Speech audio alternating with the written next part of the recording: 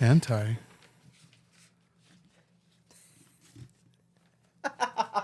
Dude. All right, we're recording. All right, let's do this. Out of all the things you've said to me, that Hentai? made me nervous. I know, dude. What the fuck? We're nervous over anime titties over here.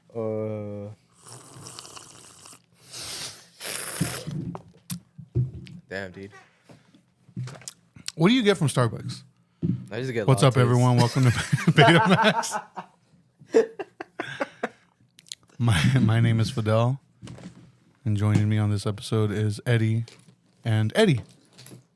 And our guest, Eddie. Glenn Danzig. I I was waiting for you to do it. know I was going to, but I couldn't, dude. Damn, Glenn Danzig. No, for real, what do you get from Starbucks? Coffee. What do you get, dude? Let me see your label. Lattes, dude. I got. Damn, alt milk? It's alternative milk, dude. Alternative alt milk.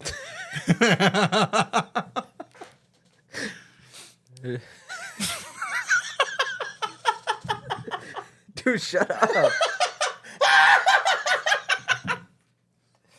So, I'm pretty tired, dude. What'd you do this morning? A lot. Got up to go help out my little sister. Oh, shit. Set up for a birthday party. Damn, whose birthday? My nephew's first birthday. First birthday. Yeah, 1 year old. So Dang, we got a mechanical bull. I know. A vegan bull. Vegan bull. It's fake. Faux bull. Why? I'm kind of upset that you didn't go on it before the crowd gets there. Why? Why wouldn't you, dude? Cause, dude, I get hurt easily. I'm clumsy. Like, I'm prone to injury for dumb shit. Man. I'm not gonna put myself in that situation. Look what happens in the few times in my life when I tried to mosh. You fall down. I fall down. You get pants somehow? Like the universe pantses me. That's why you don't get out of your comfort zone, dude. Stay in it. I get hurt, dude.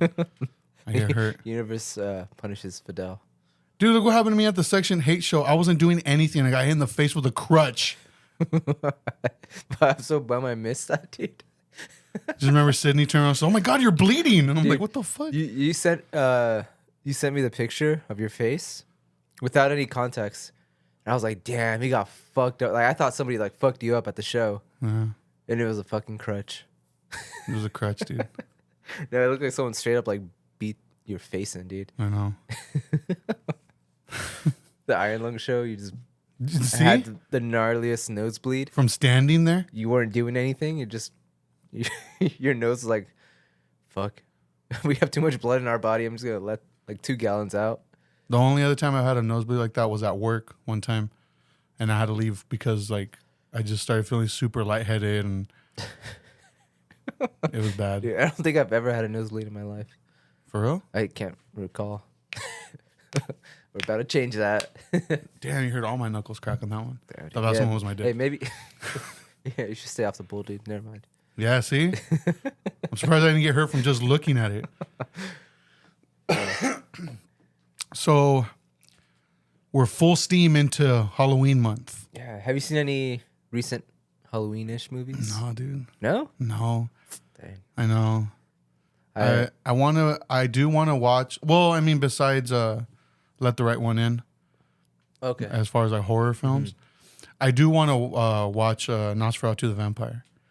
The Herzog? The Herzog one, yeah. It's on Peacock, so I definitely want to check that one out. You should watch it, dude. Yeah. I saw a couple still, because I've never seen it, but I've seen like stills from it, like images. It looks beautiful. I'm telling you, dude, it's one of those rare movies that you can like, without even looking, just pause at any given moment, and like, whatever you pause on could be like a fucking poster, dude. Yeah. It's like the whole movie's like that. Yeah, like I definitely want to watch that one. There's a couple things I want to watch for Halloween. I didn't know that the new Nosferatu movie, it's already like done. Oh, really? They're just editing it now, but everything's shot. and shit. they came out and said that it's gonna take place, I think, early 1900s, Okay. and it's gonna be in color. Okay. So I'm excited. And I didn't know what Lily Rose Depp, that's her name, right? Yeah. I didn't know what she looked like until like I started looking up the movie some more. She has like I don't want to say weird face, but she is a unique face. She looks like an alien, dude. Yeah. But yeah, so I think she's gonna be perfect, dude. Yeah. Like For the character she's playing? yeah, just by judging her looks, I think she looks really unique. She reminds me of the actress from The Witch. Oh, Anya Taylor-Joy. Yeah, like she has like unique face. She looks like an alien. Yes. No, I'm hopeful for Lily Rose Depp and that. Like I said, I did watch The Idol, unfortunately. Terrible fucking dumpster fire. Terrible dumpster fire of a show, but she did show potential, like acting wise. Like, so I want to see what she can do with like a good script, basically. Yeah. And he does seem like one of those directors that it's like if it's not in his vision, he'll like change it up if he has to. Like, yeah. But I saw that movie May. Oh, like okay. I rewatched it. Yeah, I haven't seen it in a long time. You should watch it, dude. It's on Shudder. Nikki watched it. She sent me a text. She finished it. It's a good movie, dude. It's a good Halloween movie. Yeah. It's fun. It's like it has like funny moments in it that are just fucking like you sometimes don't know if they're intentionally funny. Yeah. But yeah, it's a great Halloween movie. Are you gonna watch Poor Things, the Yorgos Lanthimos new film? I haven't even heard of it. It's with Willem Dafoe, Mark Ruffalo, Emma. Oh yeah. What's her name? Is it Emma Stone? Yeah. The one from Superbad? Yeah. Yeah. Superbad. Isn't she from Superbad? Oh no, yeah. I thought you said Super Troopers for some reason. You thought I said Super Troopers, even though you repeated back what I said. In my head, I was thinking Super Troopers. I'm like, wait, I don't remember her being in there. Oh yeah, applause. But I want to watch that. It looks weird, huh? It's like a Frankenstein monster type movie. I just seen like stills from it. It looks very weird, but it kind of the humor kind of reminds me, like I'm going based off trailer here. The humor almost reminds me of Young Frankenstein. It's the same dude that made like The Lobster and all that, right? Yeah. Okay. Have you seen any of those? No, the only thing of his I've seen is this short film on Mubi, that Mubi app, called Nimic, starring Matt Dillon. It's only like 12 minutes long. Oh, I've never seen it. It's really weird. Yeah. Really weird. But it's like it's really good. Very well shot, like almost no dialogue. And it's just like, what the fuck's going on here type of thing. All his movies have like they're all weird. Yeah.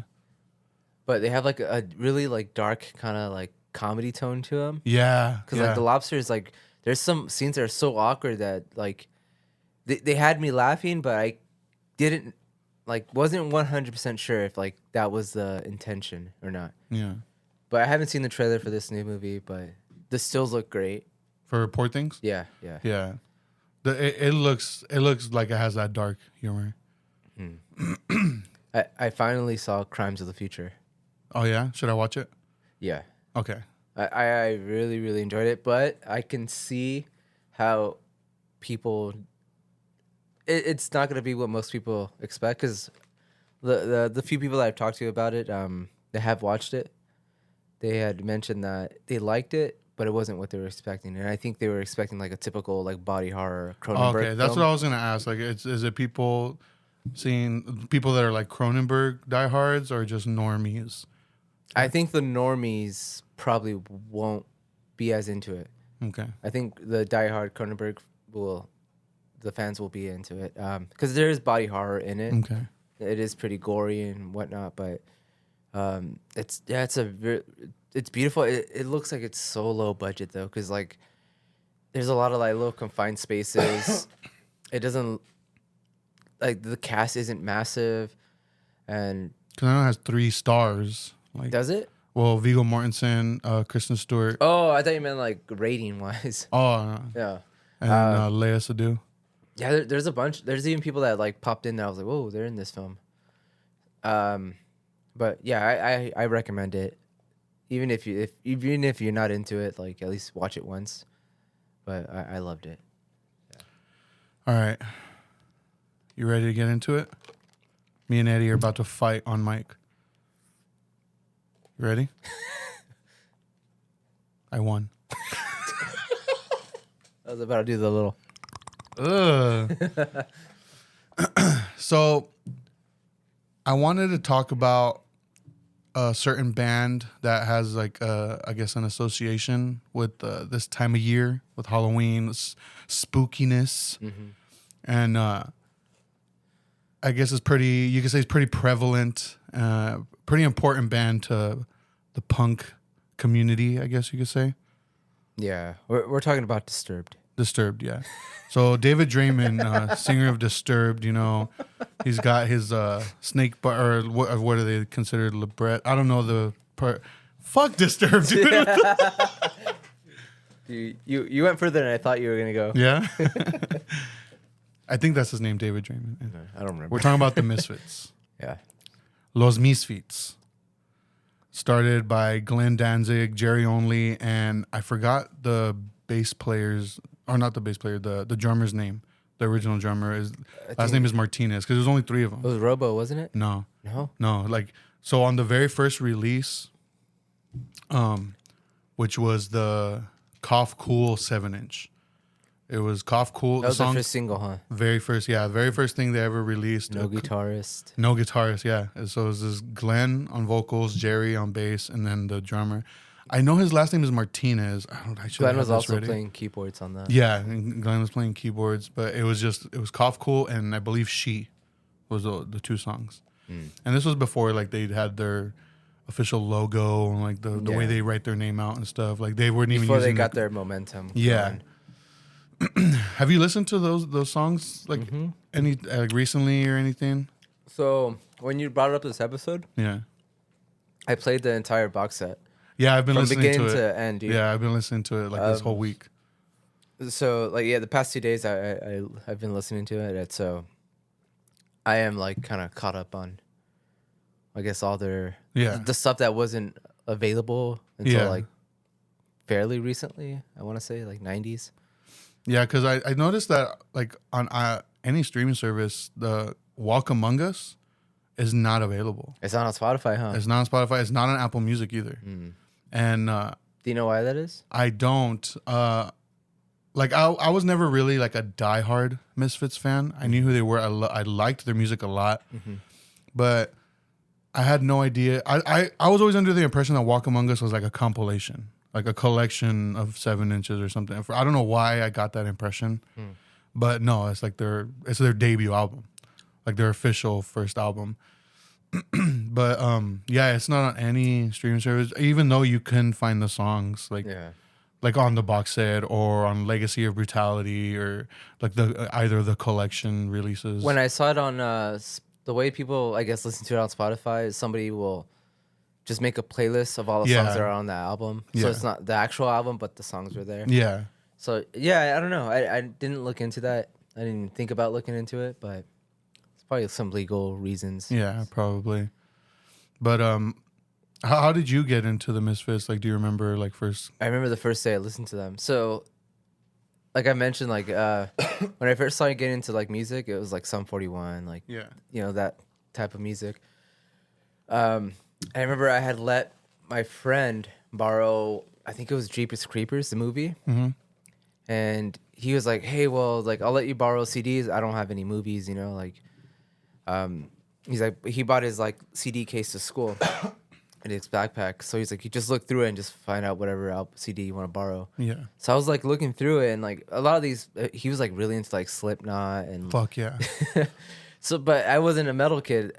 So I was just like looking through his stuff and like nothing was really catching my eye. And like he kind of noticed I was like, I didn't know what to decide. I was like, and he's like, here. And he's like, you like punk, so like maybe you'll like this, and like he flipped like towards the back, and he pointed at a CD, and it had I remember it was all white.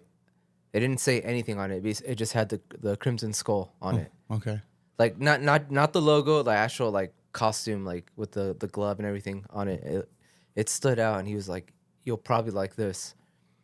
And I've seen like kids with Misfit shirt at that point. I've never heard them. Yeah. But I've seen the logo around, so I'm like, all right, I'll borrow it. I went home and I played it, and it was the collection too. Oh, okay. So that's the first thing I ever heard from the Misfits, and the first song on there was "We Are 138," Yeah. and it like blew my mind, dude. Yeah.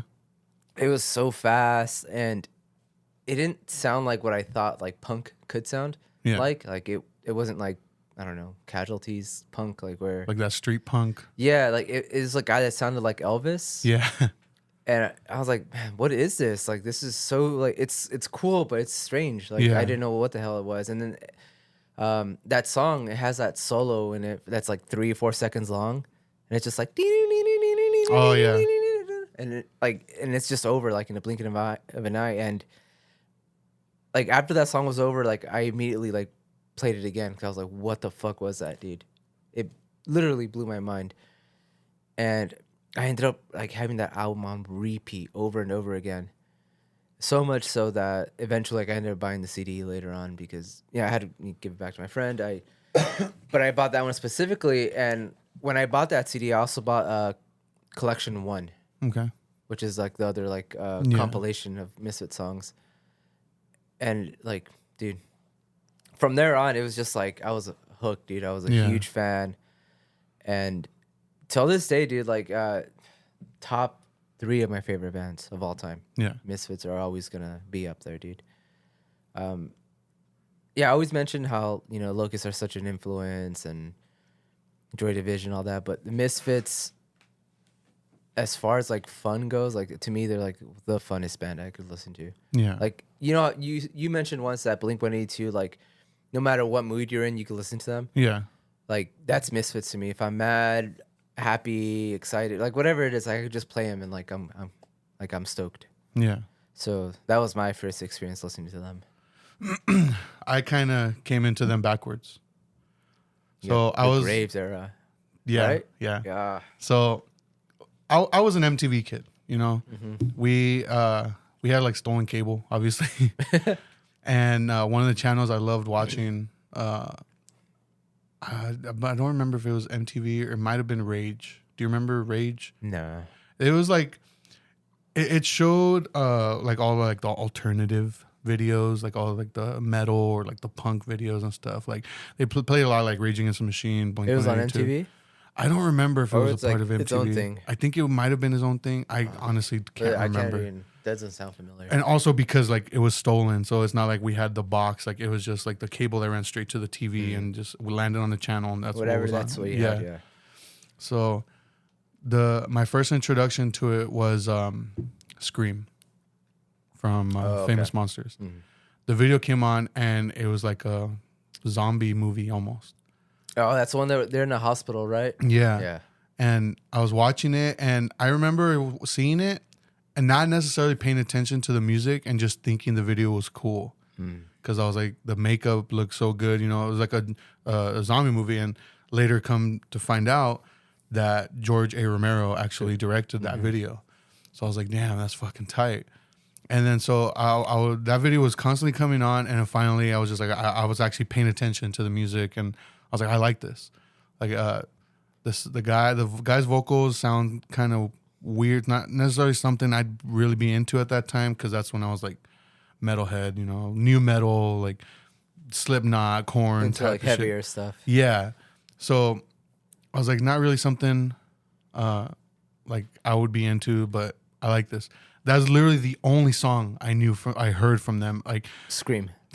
Like there was no way for me to find other songs from them because the internet wasn't really a thing. Yeah. For at least like in my house, we didn't have internet at that time. So it wasn't really a thing. And I was just like, okay, whatever, it's just a song from this band called the Misfits and then I would always see people with the Crimson Ghost shirt, but it never said Misfits on it. It was just a Crimson Ghost. And I just thought it was like a spooky shirt. I don't know. Yeah. I had no idea what it was until I finally saw or I met this kid named Efren Rosales, and he had a shirt that said Misfits, Earth AD, or Wolf's Blood, I believe, the cover. Oh, okay. And- It's like the green and purple cover. Yeah, right? so it was and that was what I have tattooed on my arm.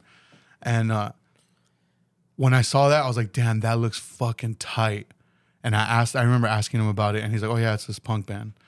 And then I forgot how I came more into listening to it. It might have been Evan or Omar or something, because he didn't show him to me. He just told me it's a punk band called the Misfits. And then, I remember going into Hot Topic to buy a Slipknot shirt, and I see the Crimson Ghost shirt that says Misfits on it this time. Okay. So I was like, oh, what the fuck? And then the video for Dig Up Her Bones ends up coming up on TV, and I watched that, and then I just ended up buying the CD, Famous Monsters. Okay. And I would listen to it all the time. Like, I fucking loved that album. I had no knowledge of the existence of Glenn Danzig at all. Like, that era Misfits, I had no knowledge of it. Because, I mean, I wasn't a punk. Yeah, I wasn't a punk kid. And like this, it just sounded so tight to me. And the one song that I was just like so in love with was Saturday Night, which is like a doo-wop kind of It's a good song, though, it's man. a very It's good a song. really good song. And it just sucks that that's one of the songs that Jerry Only didn't write, because Jerry Only wrote a lot of the music for like the Michael Graves era. One of the main songs that Michael Graves did write is Saturday Night, and like, which is unfortunate because he's a piece of shit. Yeah. But I didn't even know that whole controversy with him until you mentioned it. Like, Really? a couple months back. yeah, and so it is a great song. But I think it was once I started hanging out more with Evan at his house and Jose and stuff, like at the Kitty Hawk house. Like, it was super late for me. That's when I started getting more into like Danzig era Misfits, because like that's what they were into, you know. Yeah. It was very popular that like, oh fuck Michael Graves, like no, it's Misfits is Danzig, like It's always one of those polarizing things. yeah, And it's like everyone gives you shit if you like both of them. yeah. It's like, no, dude, you can't like both. You have to. It's one or the other. There's one of the yeah. Yeah. And then, see, to speak to that real quick, if that's the mindset, in my opinion, if that's the mindset you have, you're not a Misfits fan, you're a Danzig fan. That's how I see it. Yeah, and that's kind of how I am. But you do appreciate some of the Yeah, like I like some of the Graves songs, Yeah. but it's just like it's not nothing that like I really often play at all. yeah, And to me, like when I think of Misfits, I think of their first few albums Yeah. with Danzig. To me, like it just like I feel weird calling them Misfits without saying the Graves era Misfits.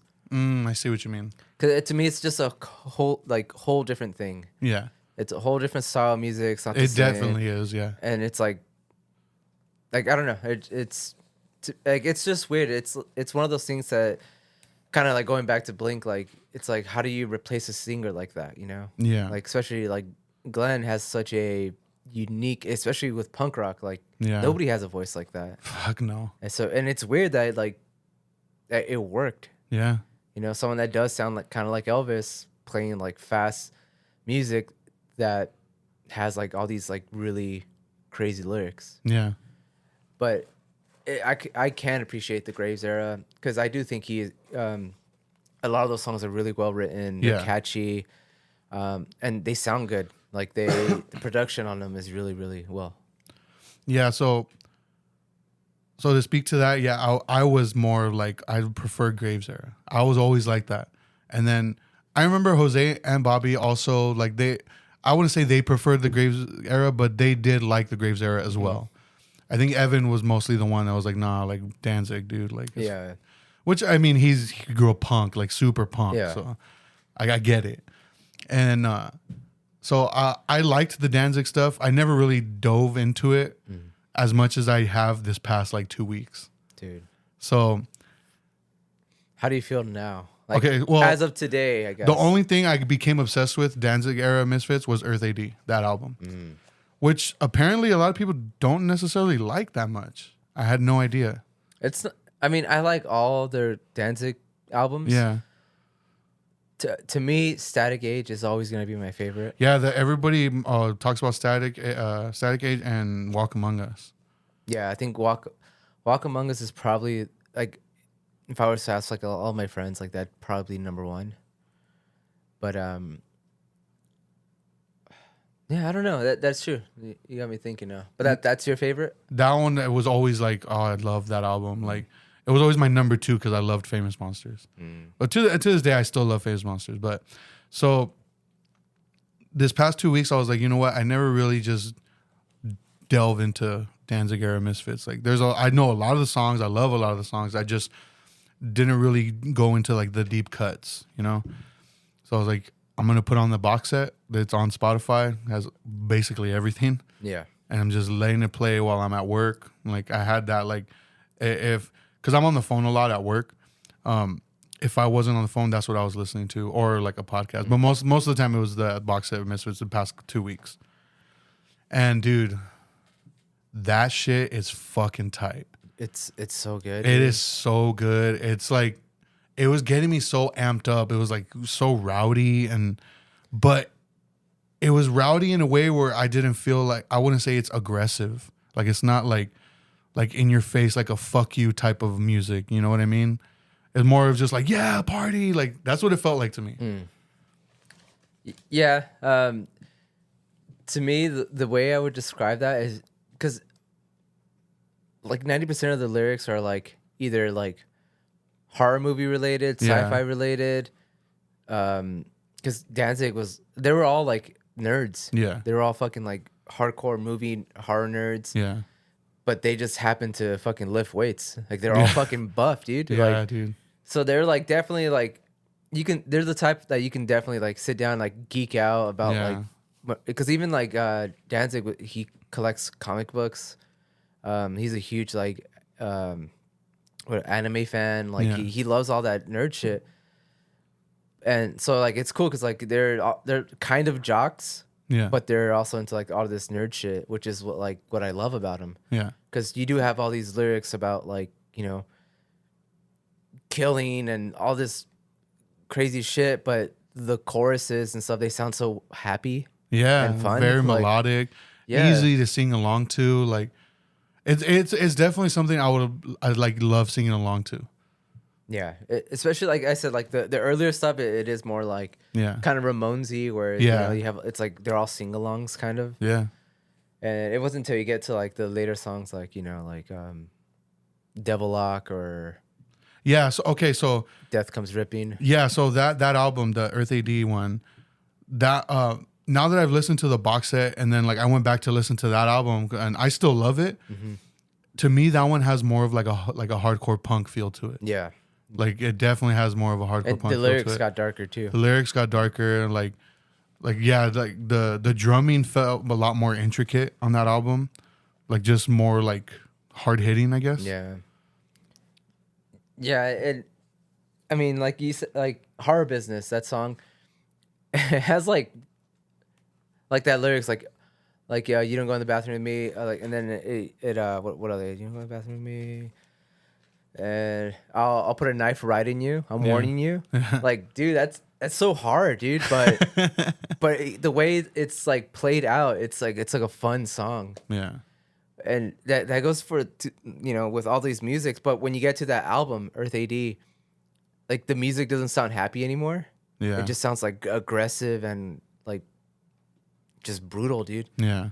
Where it's like the lyrics are you know, have been dark all along, but in this one they don't sound as tongue in cheek. Yeah. You know, but which is like kind of what led to their breakup in the first place, because all three of them, Jerry wanted to keep doing like the Ramones punky stuff. Yeah. Glenn wanted to do the artsy evil stuff.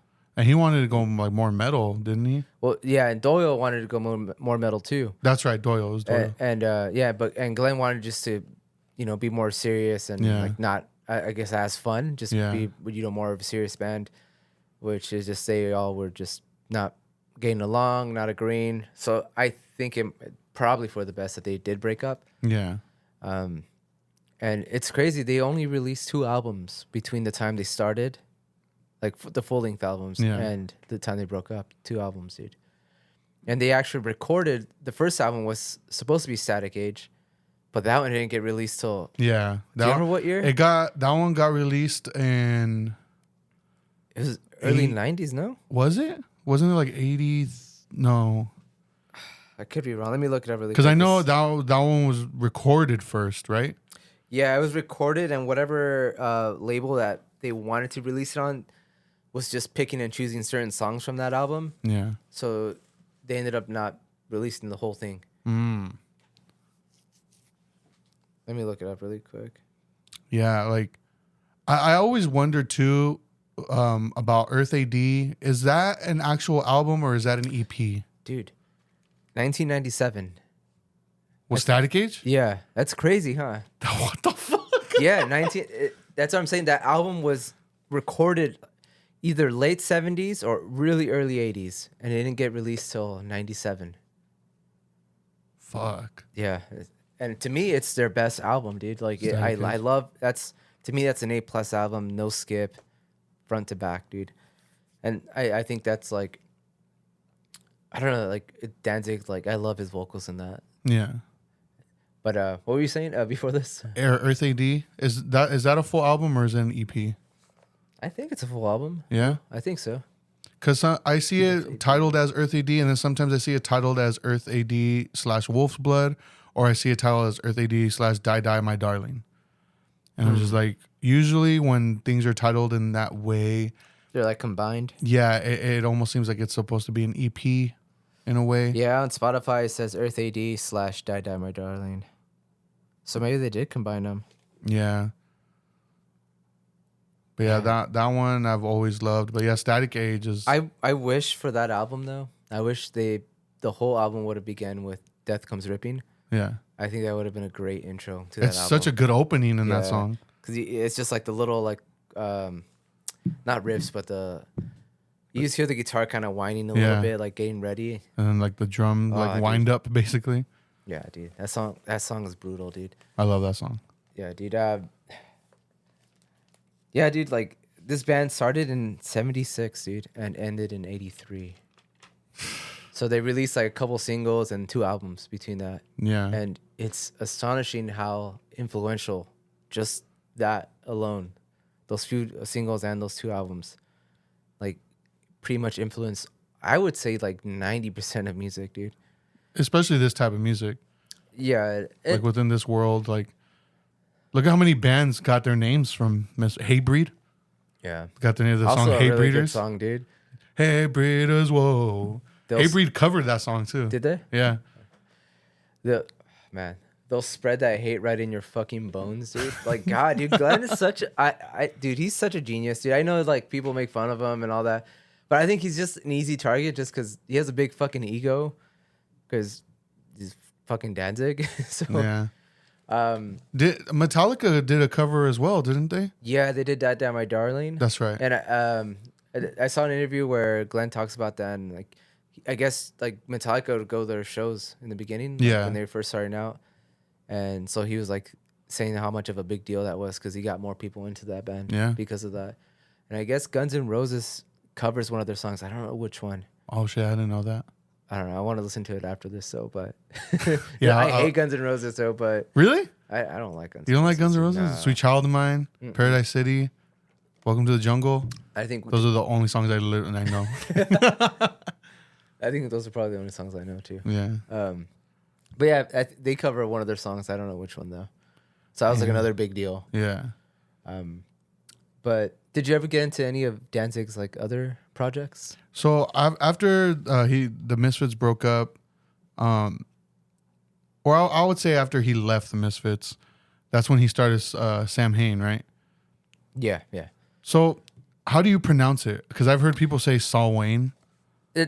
I remember Birdie tried correcting me. I'm like, no, it's Sam Hain. Even Danzig pronounces it Sam Hain? Yeah. Because there's this guy I used to talk to. His name's Kyle. Do you remember Kyle? Handsome Kyle, I would call him. No. Dude, this guy was fucking hot. Oh, he would correct you? Yeah, he was like, dude, it's Saul Wayne. Because he's a hardcore Misfits fan. No, dude. Danzig, everyone pronounces it Sam Hain. Yeah, I was like, I don't know. I think I'm pretty sure it's Sam Hain. But Sam Hain, and I don't not too familiar with music he did with Sam Hain, so I never really got into it. Amazing, dude. Yeah, I like I like all his projects. yeah, But if I had to choose between the three, Misfits, Sam Hain, and Danzig, Danzig is probably like my least favorite. yeah, I was just saying something because I do like Danzig, but Yeah. Sam Hain, I love them, dude. The only I wish they're so hard to find too, because they're not available on any Yeah. streaming platforms. A lot of this is why I love YouTube, dude. Like a lot of like their recordings weren't the best, but they were so catchy, dude. Like the lyrics were darker, but they were like still just as catchy. And it on YouTube, there's people that kind of do like an overdub on the guitar because sometimes you can't really hear the guitar. So there's like one that I recommend people to check out if you've never gotten to Sam Hain is check out, go on YouTube, look up Sam Hain Archangel, and look up. There's like a guitar overdub one. It should be like one of the top ones. Amazing song, dude. Beautiful, so catchy. Love the lyrics. That's like a good gateway into that. But yeah, I think they only released two, maybe three. No, I think it was 3 albums, or maybe it was 2 albums and like a single. I'm not sure, but yeah, the two main albums are I love them, dude. Like they're great, and to me those are also like front to back good. yeah. And then the Danzig, I'm sure you love Danzig too, right? Or are you Yeah, kinda sort like, of. I'm kind of yeah. Like so, my introduction to Danzig was the song "She Rides," this is probably like one of my least favorite songs from him. and just because I thought it was hilarious, Yeah, it's I like couldn't take it serious. I thought it was a funny song, and I would listen to it a lot and laugh.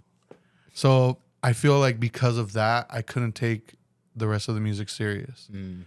But I ended up getting, I believe it was Danzig 2 on CD.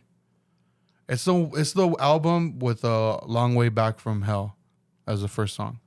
'Cause it's a long way. I think that's two. It's 2? Yeah, I had that on CD. And I would listen to it all the time. And I loved it. I thought it was really good. I think I might have on cassette. Does it go up to 4? Does he have a 4? He has a ton of albums, dude. But does he have one just like a 4? I don't think it goes like 4. I think it's just the first 3. I have a cassette of one of his albums. I don't remember which one it was, but I like the same thing. I didn't really like dive into it too much, but there were songs here and there, and then of course Mother. Everybody knows that one. Oh, there is a Danzig 4, but there's like 2 albums prior to that. Which is Okay. weird. So yeah. But yeah, I think I have that one on cassette. But yeah, like I said, Mother. Everybody knows Mother. Yeah. I think I'm not too familiar with like their later stuff, Yeah, but the first 3 albums are like classics to me too. yeah, Especially 3, I think it's called How the Gods Kill. yeah. Dude, that album is The beautiful. artwork too. Like He got H.R. Geiger to yeah, do it, dude. that's what I'm saying. Like oh, dude, that shit was so tight. And that shows you how much of like a nerd he is, dude. Yeah. You know, have like a huge artist like that to Yeah. do your album cover. Who, for those who don't know, H.R. Geiger he designed Xenomorph from Alien. Yeah. But yeah, I mean, those first 3 albums, I don't know, like why I never listened to like their later stuff, but which is weird because I like the first 3 albums, but Yeah. maybe I'll check it out. But I did listen to the Elvis one. Oh, Danzig does Elvis. yeah, I haven't listened It to sucks, dude. Yeah, it's not good, and I don't know. That wasn't for me. it. No? Which is Yeah. weird. Like I like Elvis, I like Danzig, but Danzig sings Elvis. Nah. That's weird. It's funny, though, because, like you said at the beginning, like, he sounds like Elvis. So you would think it would be a perfect fit. Yeah, I don't. It's not his voice. It's just the music is weird because I think he did everything himself. And I'm just like, no, you should have got like other musicians to help you with that. But I'm pretty sure it's just like him. From what I heard, but I could be wrong. But the music is what sucks. So if that's the case, I feel like he's the Tommy Wiseau of punk. Just likes to do shit himself and like kind of just have people around him that are like, yeah, that's tight. Yeah, that's tight. Well, I think it comes from his background too, because the Misfits are super DIY. Yeah. He was like one of the first people to start pushing out like colored and limited edition vinyls. All their merch was like him screen printing it in his mom's basement. Yeah. He started the Fiend Club. Oh yeah, which is still going today. Is it? Yeah. Dang. So yeah, and then so I mean, and all that stuff, like I said, it was just like him, maybe some friends doing it. So he definitely is like a huge like influence. You know, like it's like he did a lot of stuff like himself besides being in the band, touring, starting his record label, because he did Plan 9. Do you know how that came about? How what Plan 9? How like Plan 9 got started? I think it was during the time where like nobody wanted to like put any punk bands on the. Well, so he had the Cough Cool 7-inch, and I believe he released that under a label name. I can't remember the fucking name of the label. Damn, I should have wrote this shit down. Let me see. I know he released it under a certain label name, and this other company wanted to buy the name off of him. So I think they like paid him like $9,000 or some shit like that. So he sold the name. He sold the name. Let's see, Blank Records. Blank Records. So he released it under Blank Records, and he ended up selling the name. And with that money, fuck, I lost my train of thought. He sold the name to an established label already called Blank Records, but they hadn't trademarked it, and he did. Oh. So that's why he was able to get money off of it. Okay, cool. So he sold the name to them so they could use it, because I think they were already like releasing shit, under that name. And so because he had trademarked it, they had to pay him, got the money, and then he struck a deal with them to where you're going to pay me money for this name. You're going to use it. It's your name now.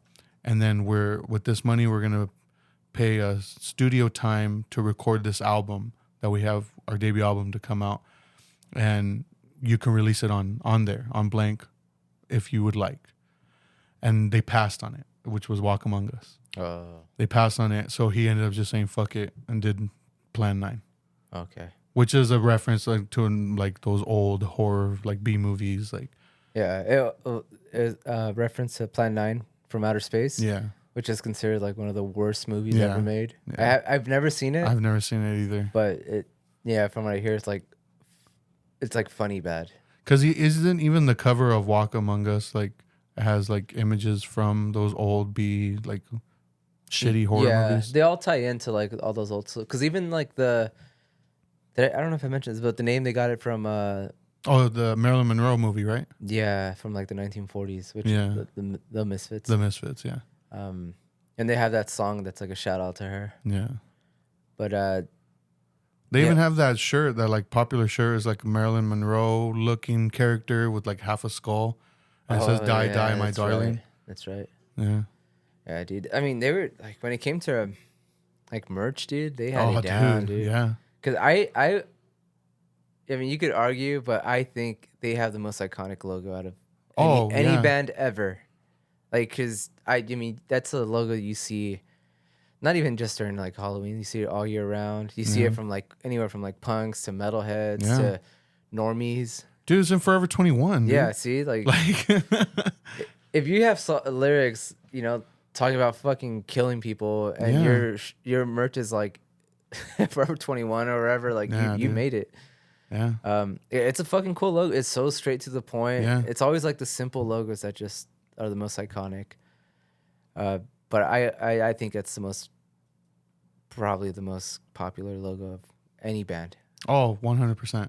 I mean, I could think of like other ones that are pretty big too, but I don't know. For me, that's the one that's just like, you can find people that probably don't even know who they are and have that shirt, Yeah. So because it's so like cool looking. Yeah. But or even find people who do know who they are but have never heard any of their music. yeah, that's why I feel like for a while there, like I wouldn't even, like even now, like I don't even know if I would wear a Misfit t-shirt. I won't. Just cause like yeah, just cause it's. I didn't even want like because I wanted a Misfits tattoo, Yeah, but I didn't want to get the face. I got the face, dude, but I like yours though. Nah, it just sucks. it's funny, dude, cause like a lot of like all our homies have Misfits tattoos. A lot of them. Mine, I actually do have the face, but it's very subtle. I don't know if you've seen it. Yeah, it's on the. It's like right here. Yeah, you like. It's half just of it, like huh? the half of it. Yeah, Yeah. it's like the top half of it. But it's like for a band like this, it's like it's hard to find something that Yeah, it's like you need to at least have it, you know. yeah, But I know that's I kind of wanted like Jose or Bobby to be on here just because like you know like I have a past with them talking about Misfits Yeah. and they have Misfits tattoos, so it's like they're you know it was a big influence on them. So I'm kind of bummed they're not here, yeah. but maybe we'll talk about them because even like me and Jose we covered what do we call Where Eagles Dare? When we, Yeah.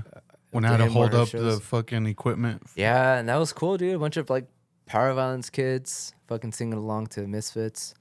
And then even like my first band, with like Brandon and them, or like a generic like straight edge band, we did I Turned Into a Martian. Oh, okay. So we covered that song. Yeah. And, dude, and that's one thing, dude, like I'll say about the Misfits, as easy as it sounds to play, it is a little more complicated than it looks. Yeah. And especially like with those older recordings that you can't like they're not as clear, which is like I love that about it because I don't know, I feel like it adds like a charm to their songs just because they do sound like they're recorded like in a basement somewhere, like Yeah. nothing professional, like.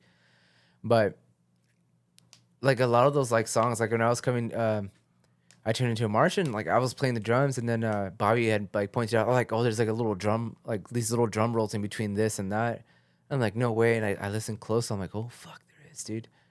So it just adding like layers of like difficulty to covering them. But super well written songs, dude. Super amazing lyrics, dude. To me, those lyrics are just everything I love, dude. Like it's punk with like hybrid moments, like it's songs fucking about Alien, the movie Alien. Yeah. And then you have songs like what else? London Dungeon. That was like, if you hear the story behind that one, it's supposedly like Danzig and one of the other band members got arrested because they got in a fight with some skinheads in London. Oh yeah, and somebody, they all got arrested except for one person, right? And is this the story I'm thinking of? There's a story. Go ahead, continue with what you're saying, then I'll say what I'm saying, what I'm thinking of. No, I'm curious now. So there's this story. I don't remember the setting, like, or where this happened, but there was a fight that broke out, and they all got arrested, except for one of their. I don't know if. It was that band. It was that one. It was the Misfits. I don't know. If It was Misfits, but I'm not sure if it was in London or like the. I don't know. It's in that. I was gonna bring the book and I forgot it. I have that Camera Obscura book. Yeah. That it who made that book? It was this photographer who was also in the band in the beginning. Yeah. I think it was Eerie Von. Maybe. But that if you're a Misfit fan, like that book has so much insight on their early days, and it has so many cool like photos in it. It's just he was a photographer, so he just took a million photos of the bands of the Misfits when they were first starting out.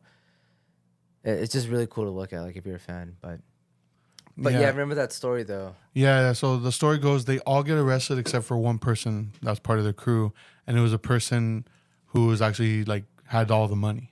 Mm-hmm. So they used the money to bail everybody out, but they didn't have enough to bail every single person. So Robo had to stay in jail. yeah. Is that story? Yeah, Okay. I don't know if that was the London one. Though, Oh, okay. But that's them though. Yeah, like, and so they continued Like, on. we'll be back for Yeah, you. basically.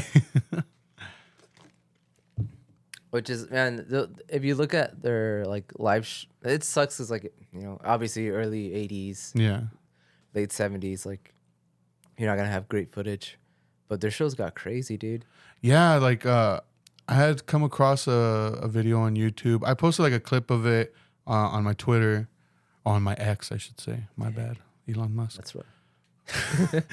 But it's like a show of theirs from 1982, and it's like 17 minutes long. And I was watching it, and like the quality's pretty bad, but like I feel like that just makes it so much better. Like just to watch it and to hear it, like. And they were performing "Mommy, Can I Go Out and Kill Tonight?" And like, you know how there's a part where there's kind of a break, and he's like, "Mommy, can I go out?" Yeah, so he's doing that, and like this guy comes up to the front of the stage, and like he hands him the mic, and like the mic's in between both of them, and they yell like super loud, and it gets nuts, dude. There's like that. Yeah, people are just going crazy, like jumping off the stage, just like going nuts. I was like, damn, that looks like so much fun, dude. Yeah, dude, their shows got rowdy, dude, and they always played their songs so much faster. Yeah, and when they first reunited after like 30 something years or whatever it was in 2016 at Riot Fest, I was with Hector and Dimitri, and we were kind of like wondering, I wonder what they're gonna sound like. We were like talking about like, oh, I hope they play this song or that song. And dude, as soon as the first song started, dude, fucking mayhem, dude. yeah. Like at the end of that show, dude, like I didn't realize how bruised up I was until the next day. Like I had bruises on my ribs and shit, like on the side of, like I remember I showed Hector, I'm like, dude, look, like I was like fucked up, but I don't even know how I got like bruises like on my torso. Like that's fucking weird. But it was crazy, dude. Like it was so packed, and like I had fun, dude. But it was pretty scary, dude. Hell yeah. Like I'm lucky, like I'm fucking like small enough to where I can start. I was climbing on people, dude. Like it got that crazy. I'm like, all right, if I stay down here, I'm gonna get stomped down. So I started fucking climbing on people's backs and shit, dude.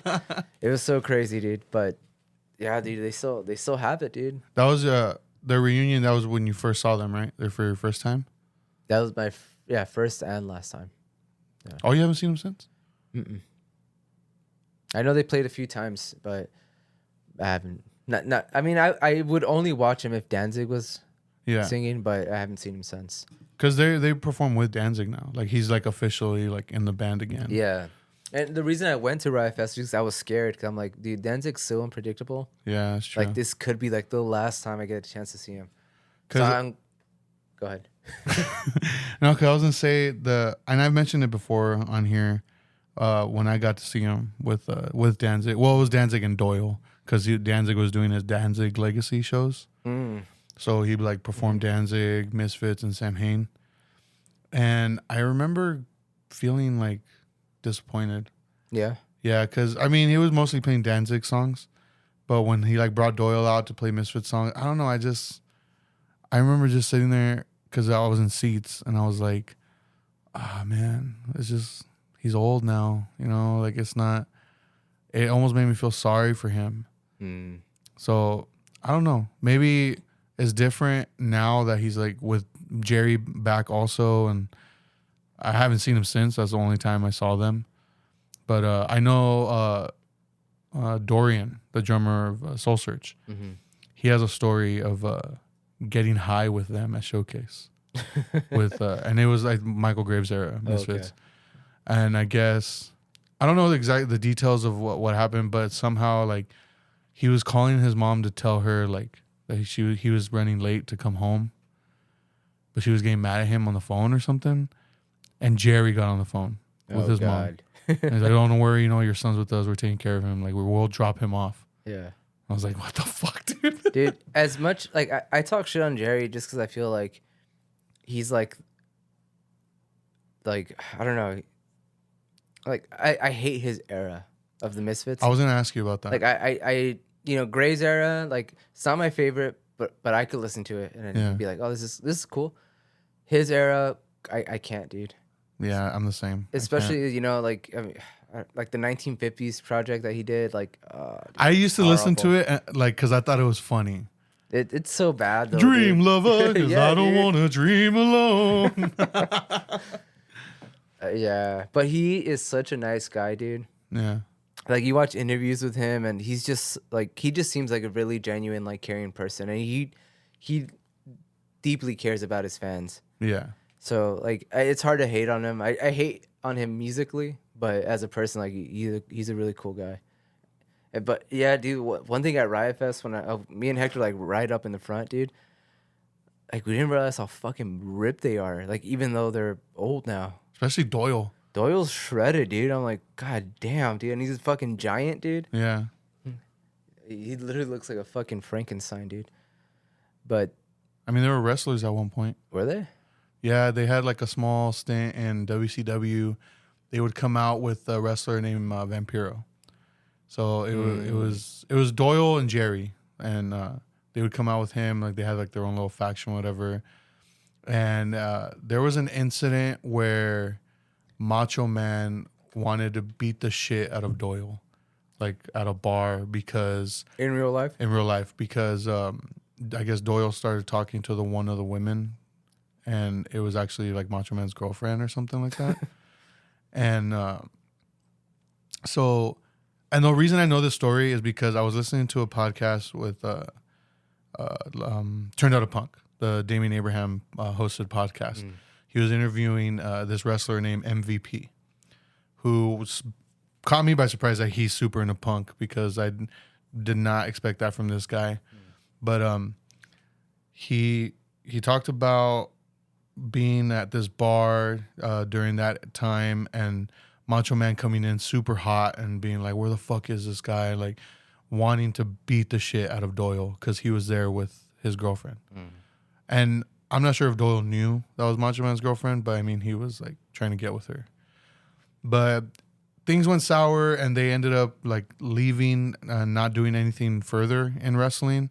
And that's when like ICP came in. I don't know if you remember Insane Clown Posse. Yeah. Yeah, that's when ICP came in and kind of took over those roles with that wrestler Vampiro. But yeah, they had a small run in WCW. That's so funny, dude. Which I mean, like they're ripped, dude. They're fucking big. They're ripped, so it was believable. Which, dude, that's one thing I admire so much about them.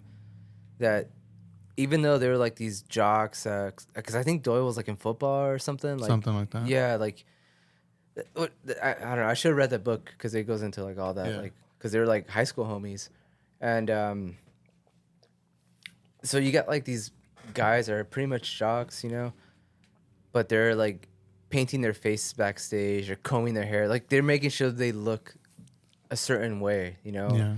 And I think that's fucking dope. Like it's definitely not the cool thing, you know what I mean? Like to care that much about how you look, but they didn't look like anyone else at the time, like, you know what I mean? Like they had, like, they didn't, like, at Riot Fest, like Danzig said, like he in a part of the show he said that when they first started, like, people didn't know what to make of them. Yeah. Because they didn't look like punks. They didn't look like hardcore kids. Yeah. They were just like this weird fucking group. And, you know, they were putting on makeup. They were putting on eyeliner, painting their face white. And then Danzig, like, he had so much, like, I don't know, like, he has, like, iconic shirts that he wore and things like that, you know? Like, he had like, it wasn't the Crimson Skull. It was the skull with, like, crossbones on it. Yeah. I don't know if you ever seen that picture with him on it. That's a anime thing. It's from a comic book called Captain Harlock or something like that. And he, like, something that he painted himself, and he, like, ripped the sleeves off. And, like, now it's, like, people make bootlegs of that and sell it. And, like, but just little things that it was just him nerding out that became iconic and became, like, a big thing, you know? Yeah. But, yeah, like, man, they had the look. They looked the part. Like, they created something that was, like, at the time they probably didn't even know, like, how big it was going to become. Yeah. Because people always say, like, they talk about, like, what came because of them. And one band that's brought up a lot is, like, AFI. Yeah. And you can definitely, obviously, they're influenced by them. You can see it, yeah, and the way they looked, and even, like, some of the album artwork, like, for The Art of Drowning and the All Hallows EP. Like, it has definite Misfits vibes to it. Yeah. I mean, they even cover Halloween. Yeah, yeah. I always forget they did that. So I mean, like I said, it's engraved in so much, which leads me to like my next thing. I don't think I like any horror punk besides the Misfits. I wanted to ask you that because I don't think I do either. Like, They're one of those rare things that they pulled it off, and as cheesy as like the lyrics were and stuff like that, like it worked. It was campy with them, yeah, but I think because they were like so original with it, like it doesn't come off as like cringy, yeah. which I feel like it does with like other bands. Because there's this band called Blitzkid. Have you heard of them? No.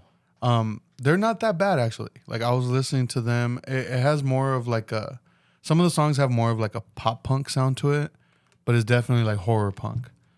And you could tell they have like they take a lot from horror punk. Like they have all the aspects there, you know, all the spooky aesthetic shit.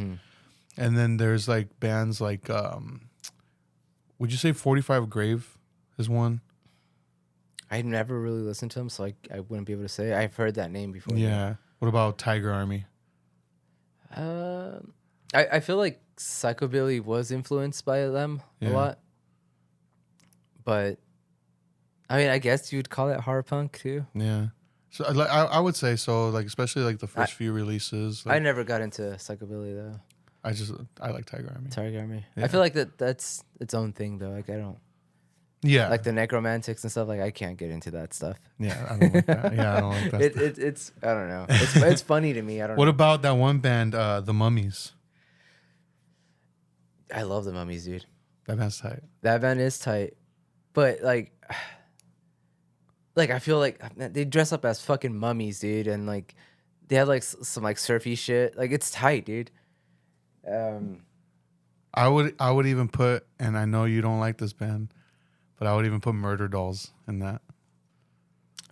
Yeah, I'm not a fan of Murder Dolls at all, dude. But I would put them in that category just because they do have that, like, they talk about horror movies a lot. And I think the thing that kind of deters people from them is the way they look, the way they dress. Like, because I do think the music is good. Well, on the first album, Beyond the Valley of the Murder Dolls, I've recently, like, listened to it a couple times and I was like, man, this is actually like really good. Like, yeah, it comes off cringy at times, definitely, but it is really good. Like even some of the songs sound like punk as fuck. yeah, But like they have that like Hot Topic look, like that. Yeah. Or what's the term you said? Tree Kids. Tree Kids, dude. Tree Kids. Yeah. Yeah, it's definitely like even the Misfits, man. Like at one point, like I said, like that's why I can't wear like Misfits shirts because I feel like I'm a fucking tree kid wearing that shit.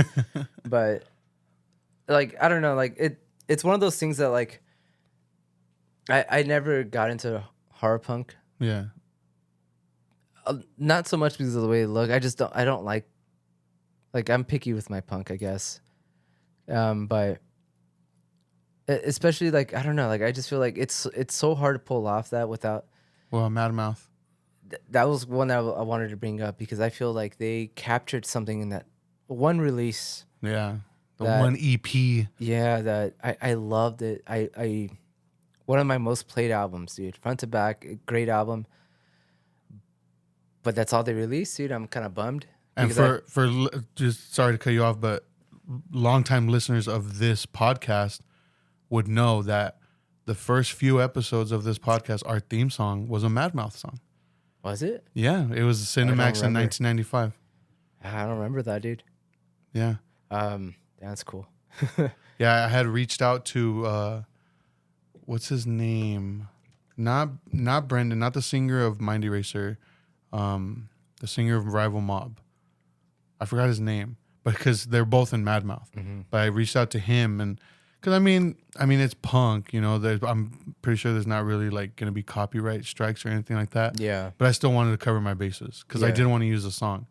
And I remember reaching out to him and asking him, like, hey, I'm starting this podcast with some friends and I would really like to use this song. Is that okay with you? And I remember him replying, like, dude, that's fucking awesome. I don't give a fuck. Go ahead and use it. That's tight, dude. It's cool that these people from, like, Eraserhead, Mind Eraser, like, all these fucking heavy bands, like, it's kind of like a super group. Yeah. They did, like, Misfits type stuff, you know what I mean? Like, but they pulled it off. Like, they had that whole recipe that the Misfits had.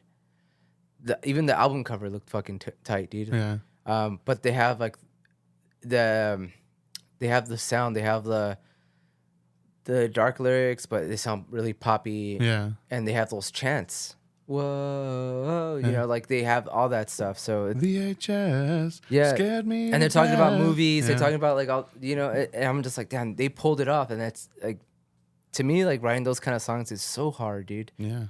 Without it coming off as, like you said, cringy or whatever. So, but they pulled it off, and I wish they would have released more. Yeah. But They have a million other bands to focus on. yeah, but I really enjoyed that project, and to me, like that kind of like showed me that it is possible Yeah. to make, you know, good horror punk, like stuff that I'm shitting on all these other bands, but stuff that I guess I'd like, Yeah. and I'd listen to, but yeah, as far as like horror punk, dude, like it's like 95% of the stuff out there I can't really listen to or get into. Not my thing. I'm gonna show you Blitzkid when we're done. I think you might like them. I enjoyed them. I thought they weren't too bad. But did you know that Davey Havok was approached to be the new vocalist of Misfits at one point? No, was this like a while back? This was in 2000. When did Michael Graves leave? I have no Because I know idea. Famous Monsters came out in 99. I don't know if he left while that was about to come out or after that came out. He only made 2 albums? Yeah, he did That's it? American Psycho and Famous Monsters. Yeah, I have no idea, dude. But yeah, so I guess someone from Roadrunner, because they were on Roadrunner Records, had approached Davey Havok. And this was like the height of AFI, like becoming super popular. And asked him to be the new vocalist of the Misfits. But he said no. Because from my understanding, from what I've read, he's a super fan of the Misfits. And he himself felt like he would not be able to do it justice. You can't, dude. Yeah. Like, that's why I mean, like, when I say, like, if I was to, like, reference, like, a song from the Misfits that wasn't, like, a Glenn song, Yeah. I would have to say, like, oh, the Graves era Misfits or something. Like, I have to throw that in there because it's just a whole different thing, dude. But that would have been interesting, dude. That would have been interesting. Because, I mean, like I said, I'd be they curious. did do Halloween. Yeah, I'd be curious, but it definitely, I mean, I'm kind of glad he didn't do it, though. Yeah. But a little bit of history of that I wanted to touch on about Famous Monsters. So a lot of those songs were already written for a different band that Jerry Only and Doyle had. That was Christian based. oh, yeah, they were born again Christians. Something like that. Yeah. I forgot the name of the band, but a lot of those songs, like what was it? I think it was Kong at the Gates. That's the first song, right? The intro. I think so. So I think that riff, it was either the riff for that or the riff for Forbidden Zone, comes from a song that they wrote for this Christian band that they had. I guess it was a Christian metal band that they had. But they just brought it over to do it for Famous Monsters. Oh, they're good songwriters, dude. Jerry just sucks at singing.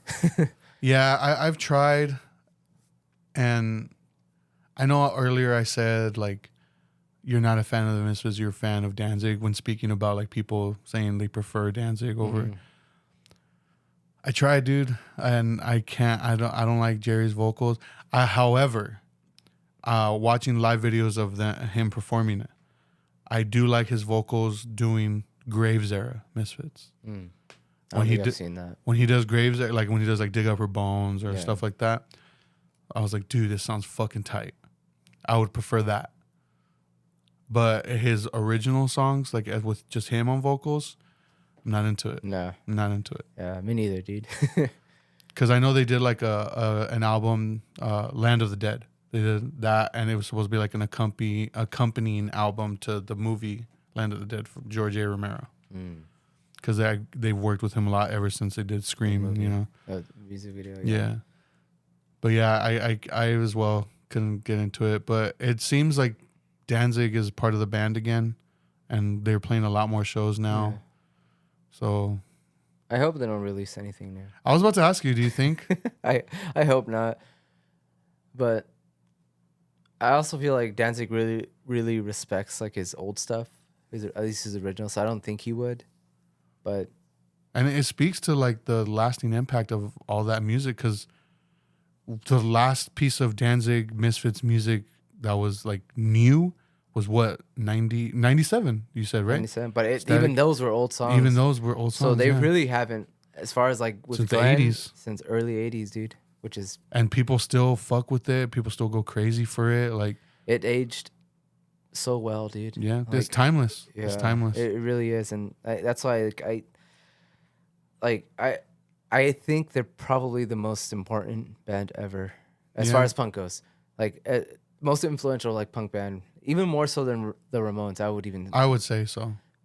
Because everyone, when they think about the pioneers, they think about like Ramones, Sex Pistols, like those bands. But I feel like Sex Pistols. But I feel like the Misfits are like, they were just all over the place, like as far as music goes. That it influenced so much. Yeah. Like it influenced punk, metal, rockabilly, like all these things, dude. And it's just, Yeah.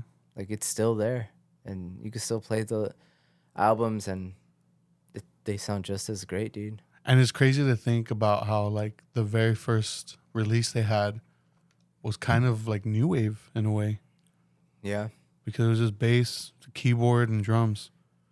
And his unique writing style, dude, especially for punk, dude. Like it wasn't dumb. Like it wasn't like straightforward. Yeah. Like Cough Cool, dude. Like that line, dude. Like it's so, that song title is so good, dude. Yeah. But a lot of their like, when it, like talking about records too, if you own like a bunch of like 7 inches or anything, is more than likely a bootleg. Yeah. A lot of their shit is bootlegged. Like it wasn't until like recently that they started getting like official pressings of shit. Yeah. Which is wild. Yeah, dude. Because I didn't have a lot of Misfit records when I did collect. Yeah. But all the ones I had, they were just like new remasters, and just because like their old stuff goes for thousands, dude. Yeah. Like people are like diehard collectors of them, and even like bootlegs. Like sometimes I would find like a bootleg, and I'm like, why the fuck is this like $500? Like, yeah, it's ridiculous. But man, like I think the only official Misfits record I have, like that's an official Misfits record, is Famous Monsters. Oh no, I have a collection 1 and 2 as well. Do you? Yeah. Yeah, man. What would you say your favorite song is? For the longest time, it was Death Comes Ripping. Yeah. For the longest time. But these past 2 weeks, the one like that has just been sticking with me is Mommy, Can I Go Out and Kill Tonight? Really? Yeah. I don't know what it is about that song. It's such a campy song, dude. It is very campy, but it's fun. Like it's really fun. Like I love singing along to it. Can I go out and kill tonight? Kill tonight. Dude, I just love singing along to it. Yeah. I'm gonna have to go with probably the classic Hybrid Moments, dude. Hybrid Moments. Oh, dude. Especially the Static Age version. Like that one, it sounds really, really good, dude. I also love Some Kind of Hate. Yeah. But they have so many classics, dude. Yeah. Like Skulls. Yeah, dude. Hatebreeders. Death Comes Ripping. Where Eagles Dare. Dude, yeah. It's just Last Caress. Last Caress, dude. Classic, dude. Like, they're just a good fucking band, dude. It's a great band. I feel like they've surpassed the whole like this is a punk band. Yeah, like definitely. it's just a great band. Like even people that aren't even into punk, I feel would love the Misfits. Yeah. Like if you're a fan of music, like you would love the Misfits. Yeah. Graves Era Misfits. Yeah, dude. They definitely are timeless, and I think eventually as time goes on, like to me they're gonna be like another, like I would even go as far as to say like a Beatles type of thing. I would say so. And I almost wish that Jerry only never fucked it up by like releasing anything other than Danzig, because then it would have been like this little thing that just happened, in their early 80s that just was like so amazing, but it is what it is now. But still, like, Hey, but then I would have never gone Famous Monsters. I probably would have never gotten into the Misfits if that was the case. you know what? Michael Graves, as much of a piece of shit that he is, his solo stuff is pretty good too. Yeah. I He is a good musician. Yeah, he's a good songwriter too. But yeah, after all that shit came out, it's like, ugh. He was like defending Proud Boys. Like, fuck him. Yeah, dude. Fuck him, dude. Especially you come from like a band like the Misfits. That's like, He was 19 when he joined. was he? Yeah. Dang. So I guess what had happened was there was like a legal battle between Jerry and Danzig on the Misfits name. So the settlement that they'd agreed on was Jerry can continue using the Misfits name, but Danzig was able to take ownership of all his stuff that he was a part of, which, makes sense because he wrote a lot of that stuff. But yeah, so once they were able to do that, and I think Danzig would, if I'm not mistaken, Danzig would continue to collect a percentage of whatever they made after, even though he wasn't in the band anymore. Oh, really? I think so. I think that's what the case was. But yeah, like they ended up getting Michael Graves, and he was only fucking 19 years old when he joined. Dang. Okay. I just looked up how old Danzig was when he started. He was about 20, 21. Yeah. And that's crazy for like kids that young to have like that ambition. Yeah. That's cool, man. Yeah. Especially back then. It's not like how it is now. Like, Yeah. Like, it was hard back then, you didn't have... Back in my day. Back in my day. Nah, this is before my day, homie. Yeah, dude. I was going to say. But yeah, like, one thing I want to mention before we wrap it up here, speaking of, like, records. So, Omar from Soul Search, he would come over to my house a lot. Well, when I lived with my grandma. Because he loved talking with my uncle. Because my uncle had a massive record collection. yeah. And the things that he had in his collection that were super impressive. It was a lot, but he had a lot of like Smiths and Morrissey, like original pressings, and Misfits. You sent me, during my time collecting, you sent me like some pictures I don't remember which ones they were, but like original Misfits stuff. Yeah. That he was selling for like a couple $100. And I was like, man, I never bought one off of him, but I thought about it, dude. I contemplated it because it was records that he got like at their shows. That's insane. Because he grew up like listening to that. Yeah. Imagine having that flex, dude. Like, yeah, I saw the Misfits in their heyday. Yeah. Jealous. Yeah, I'm not sure if he has those records still. I'm pretty sure he's sold them off at this point. I'm sure those are easy to sell, dude. Yeah. You got diehards. Yeah. But yeah, this makes me want to listen to Misfits again. I want to show you some Samhain after this, so you can kind of. I'm gonna show you Blitz Kid. All right. I'm gonna take a shit. I'm gonna show you Disturb. Ooh, dun dun dun dun dun dun dun dun dun dun. You think we get a copyright? You think we'd get a copyright strike if I end the episode with the Misfits song? I don't know. Should I risk it? I got my fucking Halloween video edit from last year taken down because of it, so I had to put like I think an Infest song. Oh, that's right. But I edited it to be perfectly matched to Hybrid Moments, and it goes perfectly with it, but I couldn't, so I just got fed up and just like half-assed it with an Infest. Just re-upload it with it now. I don't think I'd be able to. Oh no, video on Instagram videos you can only if the video's a minute and 30, I think. That's all short it has to be. It has to be a Hybrid minute Moments and is pretty short. Maybe I can pull it off. I'll check. Maybe. Nah, just go out and listen to the Misfits. Yeah. Fucking tight. Start with Michael Graves. I'll have a link to Project 1950 in the God, dude. You just lose all our followers. That's what's up. That's what's up. That's what's up. What album would you recommend for someone that has never delved Static into Age. Static Age? Static Age, like it is more of like the punk side of them. I would say Static Age, and then move over to, I would say Famous Monsters. I know like you and Birdie had mentioned American Psycho. You guys prefer that album more? Yeah, if I had to choose between those two. Because I listened to it. That one definitely had like has more of a punk feel to it, because Famous Monsters has more of a metal feel to it. Yeah. But yeah, I would say Static Age. Start with Static Age, and then if you want to get more like into the more aggressive stuff, then Earth AD, their best one. But yeah, damn, this was tight. I love talking music, dude. I know. I wish Bobby. We've been doing a a lot of movies, dude. So Yeah. it's a cool little.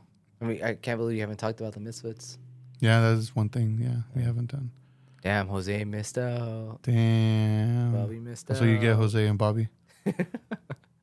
No, we gotta have him. We gotta have Bobby on. We have never had him on the pod before. Yeah, I know. Damn, I said pod. That's weird. On the pod. Damn, dude, you're cool. Gay! On the pod. But yeah, everybody should check out the Misfits. Listen to the album Static Age. It's on all streaming platforms. Yeah. And if you get a chance to see them, even if it's somewhere like fucking big or whatever, and you're not into that, but you should do it still. Yeah. It's pretty tight. We'll see you guys next time.